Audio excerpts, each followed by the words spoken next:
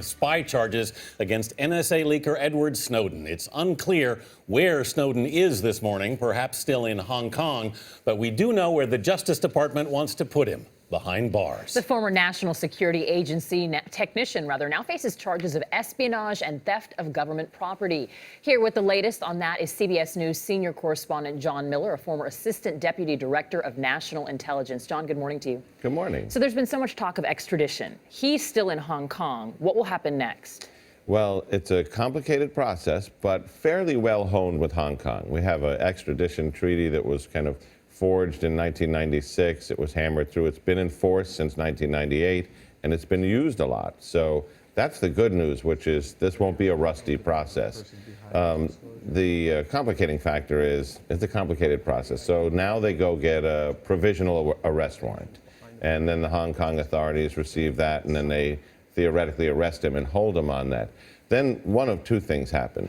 Either he says, I waive extradition, I want to come home and tell my story, and then it takes a few weeks.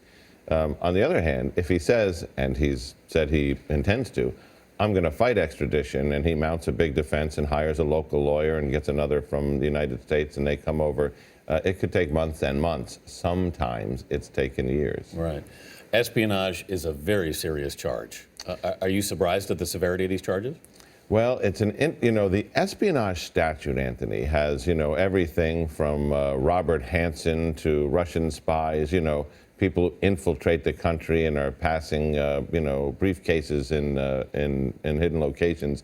But this is one of the subsections of the espionage charge that basically says if you take classified material and you either bring it, give it, or even expose it to foreign powers in a way that could injure intelligence collection, you're guilty of a crime that could get you up to 10 years.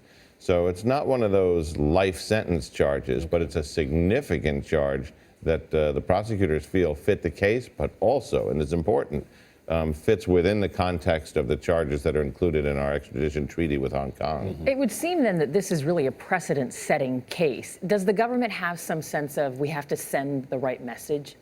Danita, you would think that that message was transmitted clearly when you had Bradley Manning, who was an Army private first class, who downloaded the entire classified database onto a thumb drive and put it on WikiLeaks, and then was on trial for a case where he could receive life. And that trial was actually starting to unfold in the newspapers every day at the very time Snowden did this. So I think they may need to send that signal more. All right, John Miller. Thanks, John.